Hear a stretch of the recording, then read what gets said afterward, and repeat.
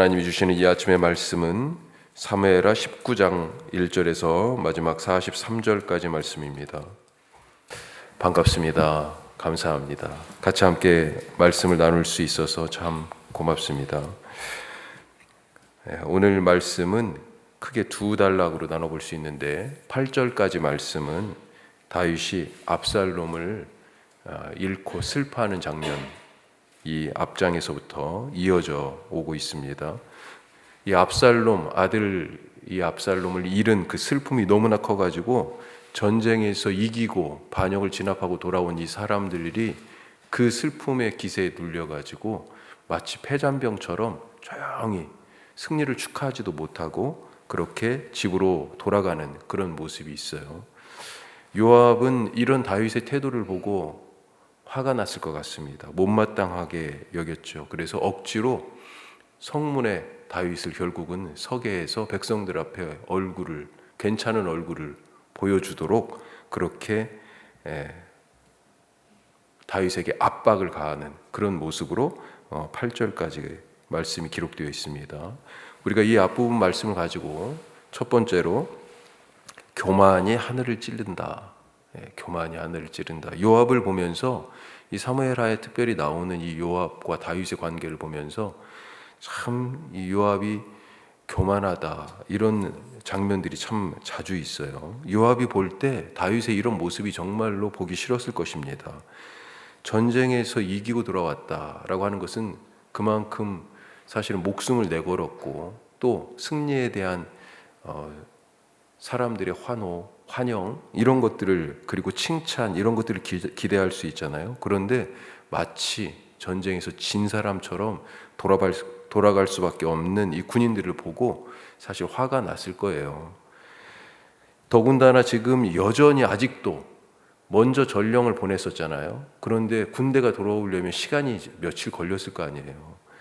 그런데 아직도 다윗이 여전히 내 아들 압살롬아 하면서 얼굴을 가리고 울고 있습니다. 그래서 요압이 다윗에게 따집니다. 뭐라고 그래요?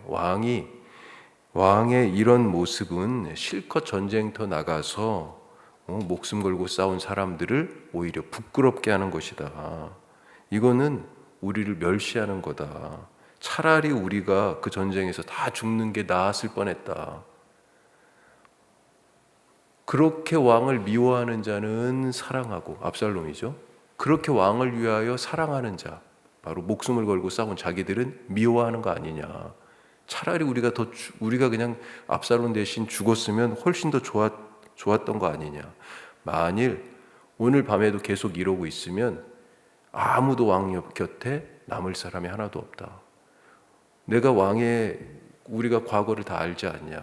그 옛날에 당했던 고초, 유대 광야를 떠돌아다니고 블레셋 땅으로 망명하고 그런 과정들을 통해 가지고 결국은 왕이 되어서 통치하는 지금 이 순간까지 그 모든 고초보다 앞으로 고초가 더 클 거다.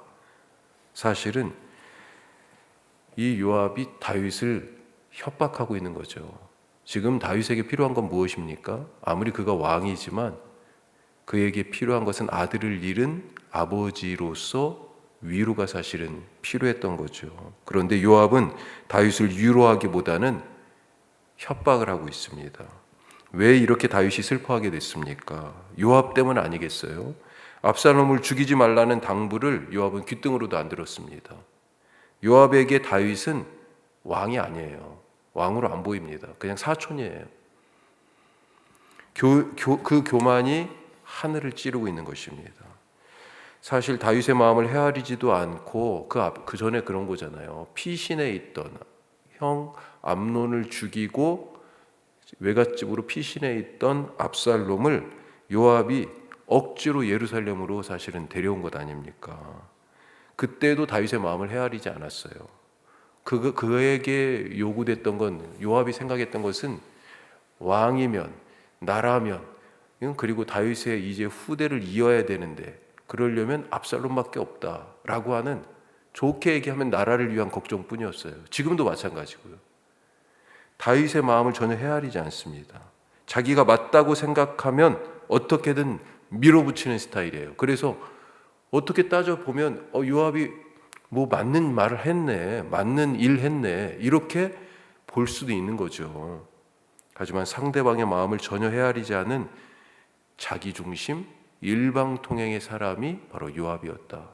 분명히 맞는 말을 하고 맞는 일을 하는 것 같지만 오히려 그것 때문에 일이 더 꼬이고 관계가 더 복잡해진다 하는 것입니다. 나는 어떻습니까? 내가 맞다고 하는 일을 밀어붙이지 않습니까? 상대방의 마음을 헤아리고 이 선택이, 내가 하려는 지금 이 선택이 과연 하나님의 뜻에 맞는 것인지 묻고 있는 것입니까?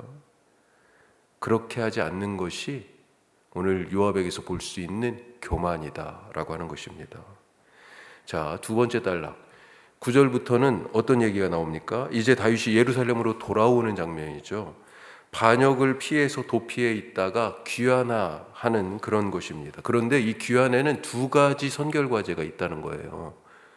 오늘 그것을 보여주고 있습니다. 하나는 지파들과의 관계, 다윗과 지파들과의 관계. 또 하나는 개인, 다윗과 개인 간, 다른 사람들과의 관계. 이 얽힌 관계들을 지금 풀어야 될 숙제가 사실 있다는 것을 보여주는 겁니다. 지파들 중에서는 특별히 유다 지파 그리고 베냐민 지파하고 관계에 문제가 있어요. 왜 그래요? 유다 지파는 자기의 정치적 기반입니다. 온 이스라엘의 왕이 되기 전에 7년 6개월을 먼저 사울이 전사한 후에 사울의 아들이 사실은 왕이 됐잖아요. 이스보셋. 그런데 다윗이 헤브론에서 유다 지파의 왕으로 그렇게 세움을 받았어요. 선언해 버렸습니다. 그러니까 사실은 유다 지파가 다윗의 정치적인 기반이었고 그 이후에 이스보셋도 죽고 아브넬도 죽고 그러니까 온 이스라엘 지파 장로들이 백성들이 다 우리의 왕이 돼 주세요. 그래가지고 나머지 33년을 그래서 총 40년을 유다와 이스라엘의 왕이 된 거잖아요.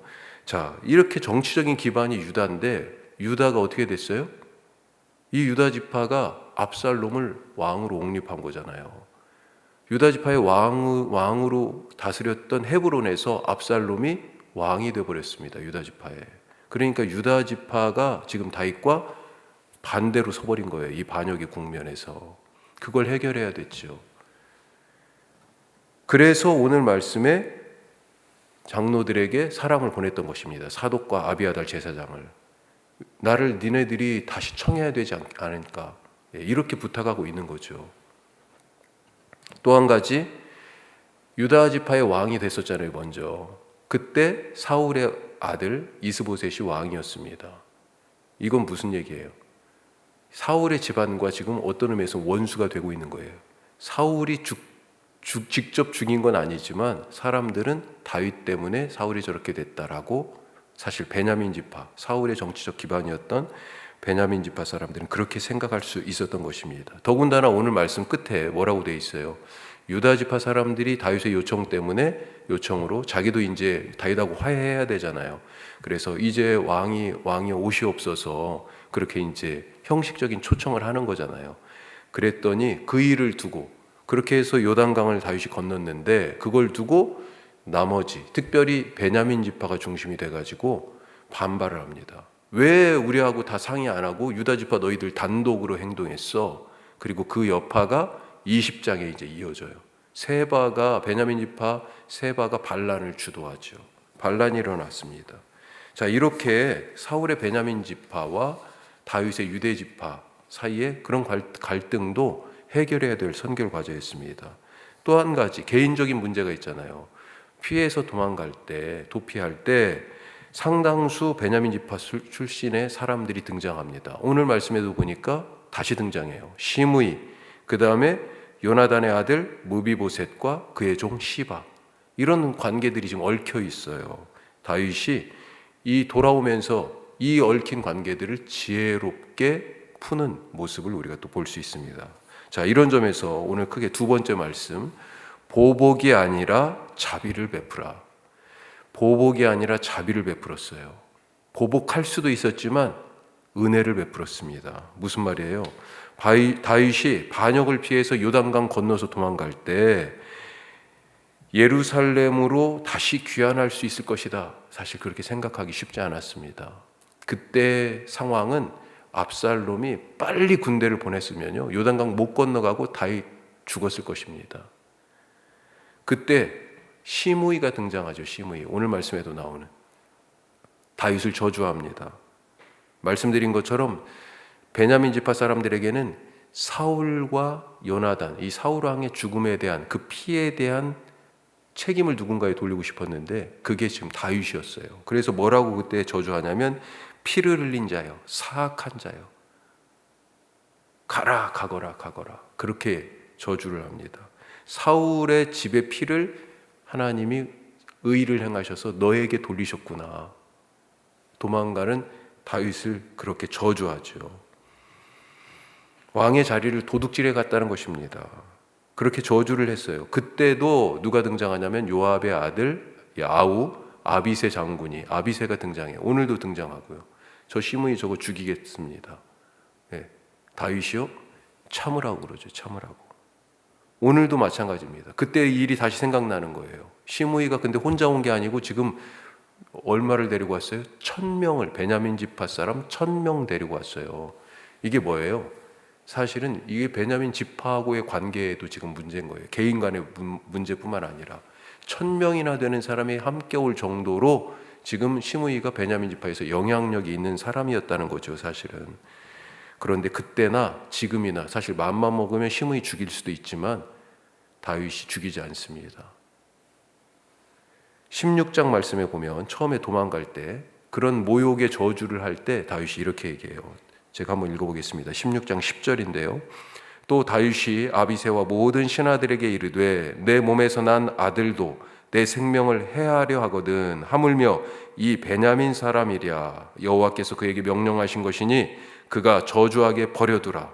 이것이 쉽지 않은 말이잖아요. 그 뒤에 더군다나 혹시 여호와께서 나의 원통함을 감찰하시리니 오늘 그 저주 때문에 여호와께서 선으로 내게 갚아주시리라. 정말 쉽지 않은 고백을 합니다. 여호와께서 저 저주를 바꾸셔서 선으로 내게, 하나님이 원하시면 그렇게 갚아주실 것이다. 힘이 아직 남아있어요. 다윗이 저 시므이 죽일 수 있습니다. 그런데 보복이 아니라 은혜로, 자비로 그를 대하고 있습니다. 한 가지 더, 사실 다윗이 돌아오는 이 장면이 마치 예수님이 오시는 장면과 같은 그런 느낌이 안 듭니까?